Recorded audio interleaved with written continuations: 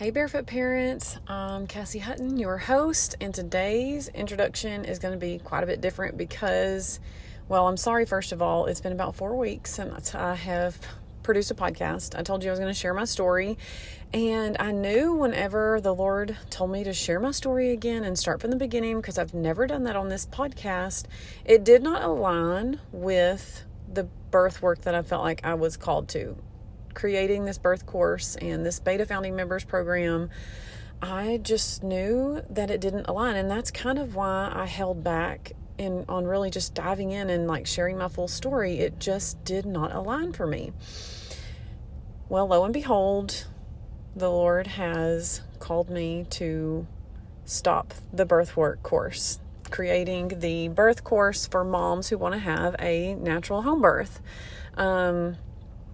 It actually was very freeing whenever it came through a dream, and basically at the end of the dream, the Lord was just like, make the call, and it was like He just cleared the headspace going on, all the confusion in my head and what all was going on. I also had a really just God appointment with a dear friend, and we just talked it out, and I was like, wow, I have a lot of junk going on in my heart, and it all came out of my mouth.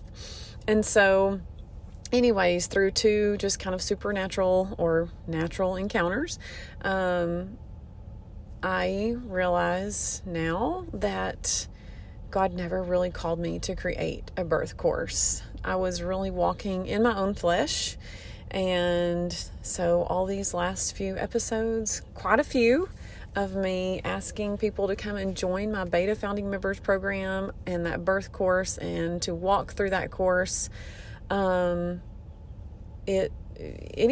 It's still there. I'm still going to leave those intros the way that they are, but that was just not the message that God had for me. And I realized it as soon as I had that dream, and it actually was a couple days later, I began to share it with my husband, and I was receiving all this revelation as I'm retelling my husband the dream. And I was like, wow, okay, Lord, I understand now. Basically, He was like, you are passionate about home birth.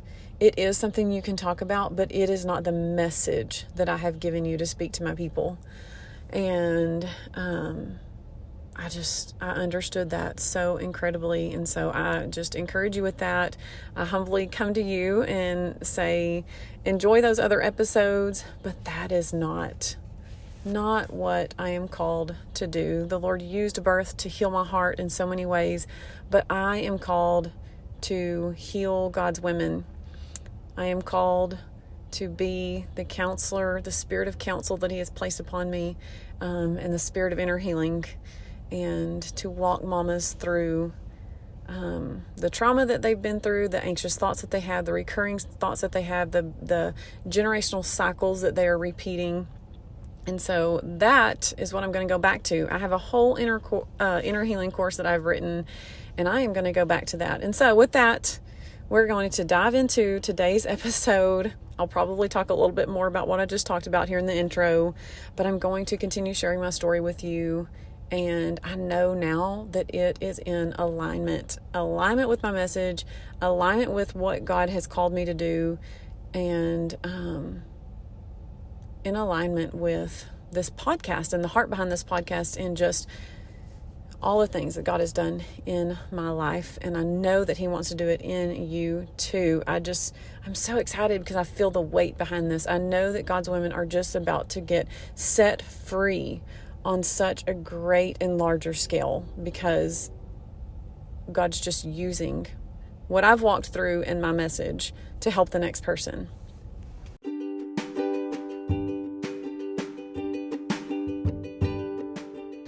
Welcome to the Barefoot Parenting Podcast. I'm your host, Cassie Hutton. If you're an old soul that is passionate about restoring godly wisdom and disconnecting from this interconnected world, then you're in the right place. Let's discuss godly restoration through the 5 H's of home: home birth, homeschool, homemaking, homemade, home remedies, and health.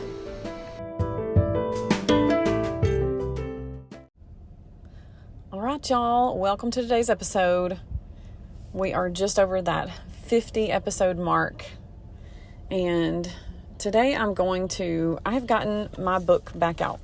The book that I titled Finding Freedom, A Personal Exodus from Deception to Identity. I wrote this back in 2019, And it did really good. It was actually a #1 bestseller on Amazon. It's sold in over 15 countries at this point. I'll have to go and check that. But I have not promoted it in a very long time. I kind of did that initial launch and it did really good. And then I just didn't keep the momentum up.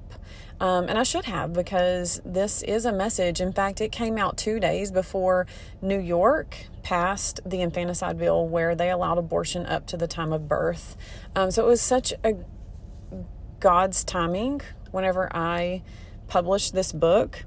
You can snag it on Amazon, but I want to read to you the introduction, some of the introduction. I'm not going to read the whole thing, because I talk about what Jubilee is, and it is a time of freedom, a time where God forgave all debts, and what it actually means. What does freedom actually mean to you?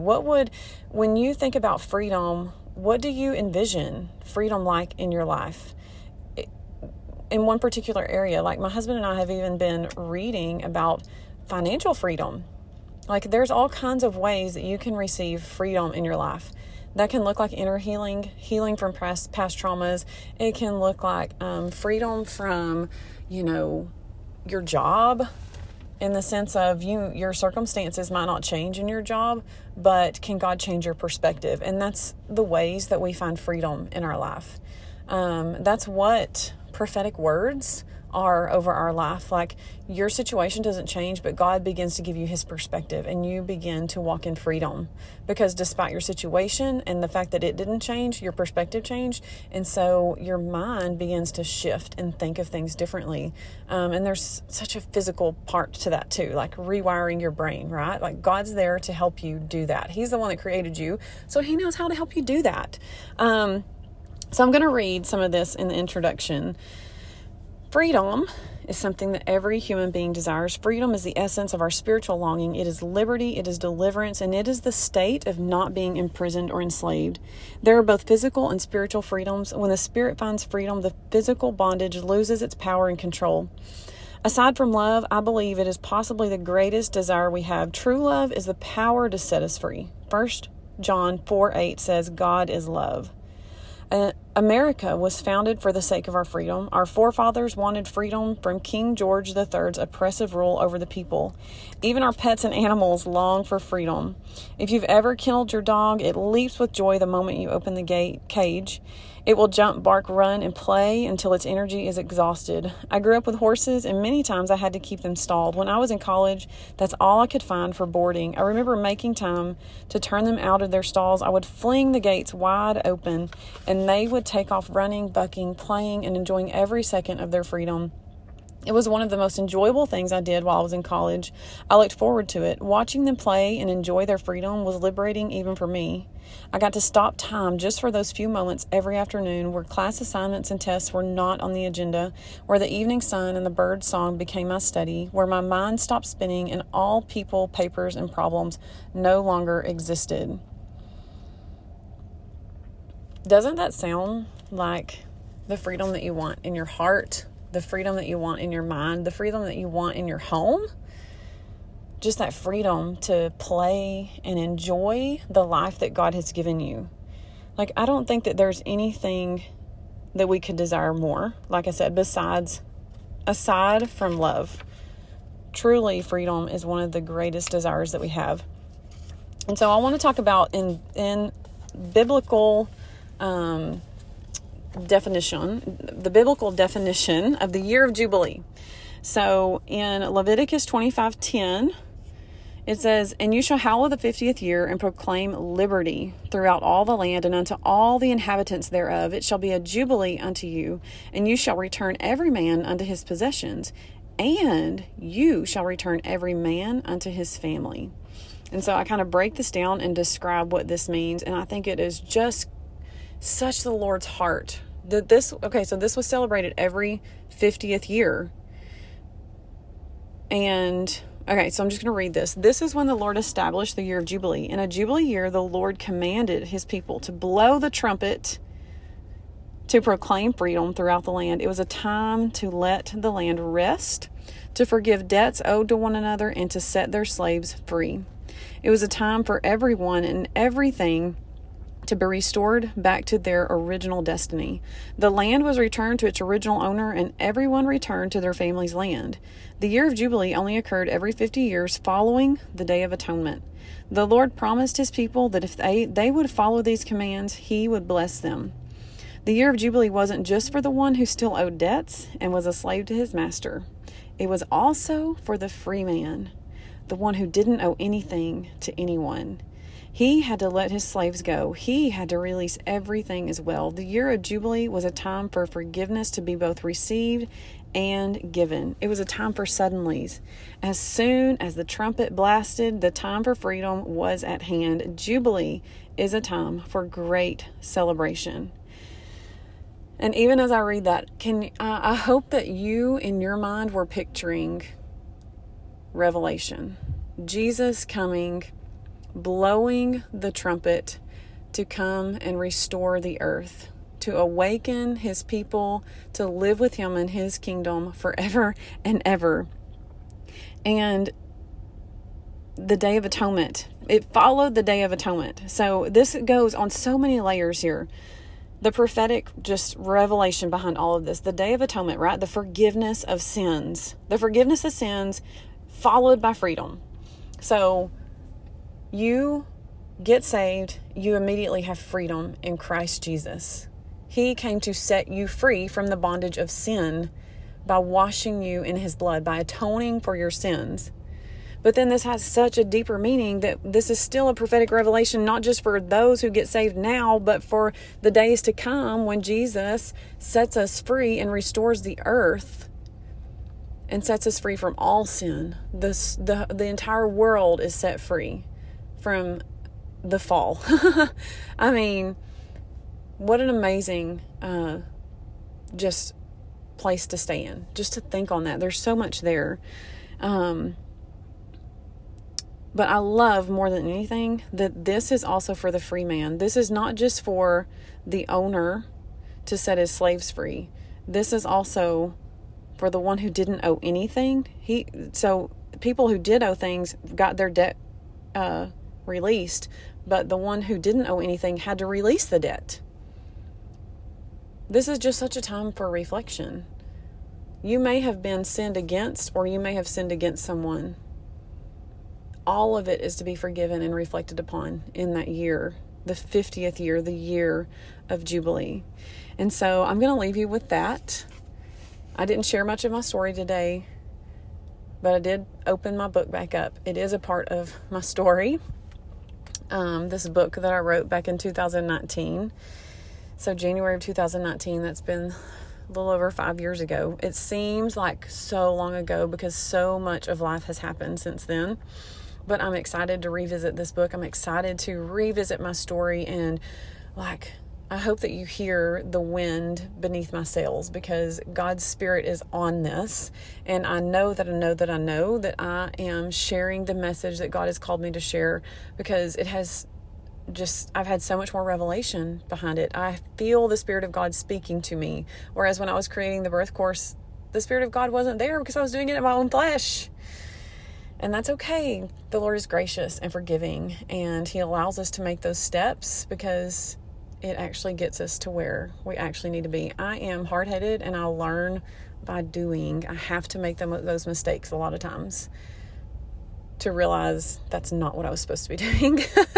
My son, this last weekend on Saturday, he went to just a little dirt bike ride, and for a long time, he has wanted a 2-stroke dirt bike. And we have told him, my husband and I'm like, I don't want you to buy him a 2-stroke because they are so loud.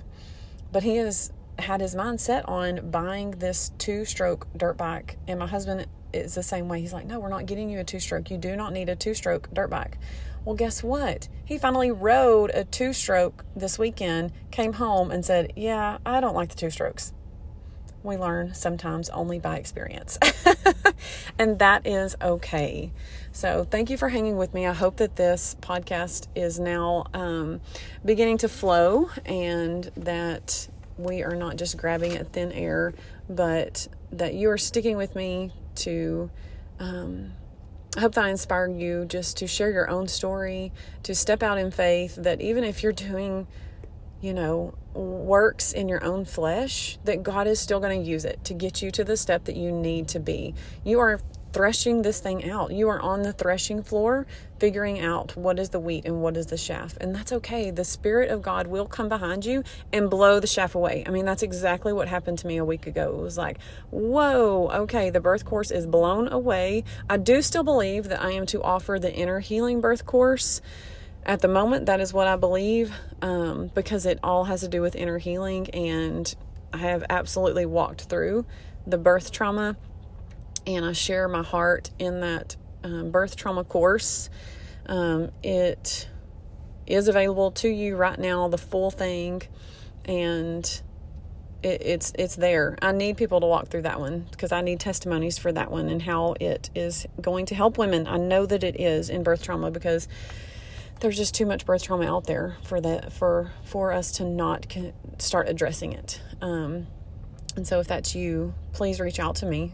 I will get it to you. If you're on my email list, you have seen that come through and offered for free. Actually, it is $100 course, but it has been offered for free multiple times if you're on my email list.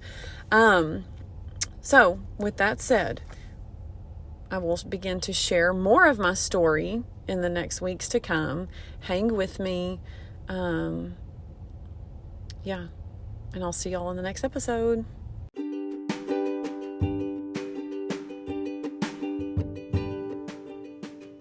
Thanks for joining me on this episode of Barefoot Parenting. If what you're doing works for you, is healthy for your family, and is growing you in the ways you need to grow, then it's time to step out of the feeling of guilt and shame and wear your Barefoot Mama badge proudly. Remember, barefoot parents are doing things differently, so be encouraged today. If you're feeling the pushback in your parenting style, you're doing something right.